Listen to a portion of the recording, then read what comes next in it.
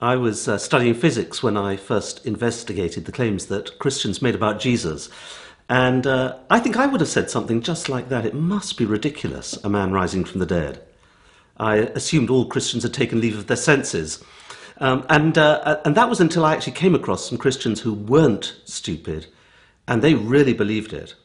So I started to look at the evidence and quickly realized that the centerpiece of the jigsaw was this claim that Jesus rose from the dead. Without it, Christianity collapses.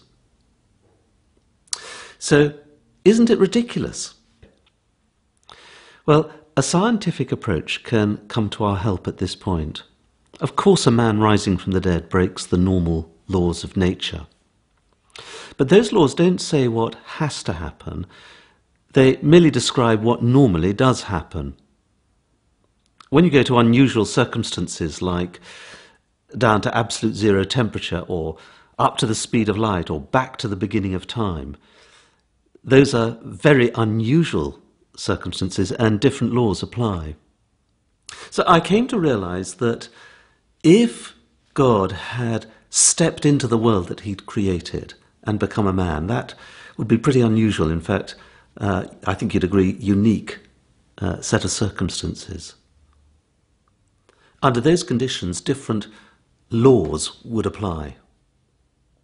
And it would be no surprise if the entrance into the world and the departure from it broke all the normal laws of life and death, perhaps a virgin birth, perhaps rising from the dead.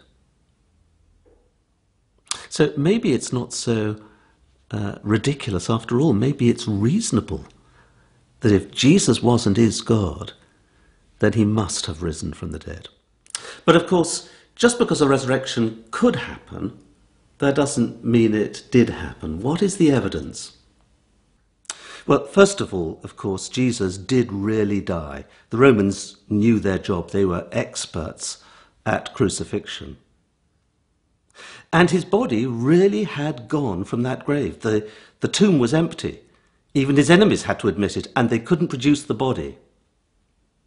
And then there were the resurrection appearances. Many people on different occasions, amounting to hundreds altogether, claimed that they'd seen Jesus alive after his resurrection. And then there was the transformation of the disciples from cowards to the most courageous men who were not only prepared to die for their faith, but most of them did, for believing this truth, that Jesus had risen from the dead. So maybe it's not ridiculous. Maybe it's quite reasonable. Maybe it's ridiculous to believe that they would have been prepared to die for something they knew to be false. But don't take my word for it. Have a good look at the evidence for yourself. Why not look at the Go Deeper under this video? Why not read the accounts of the eyewitness accounts of the resurrection for yourself? Why not go and investigate the claims of the resurrection with others in a local church? And decide for yourself whether the resurrection is ridiculous or real.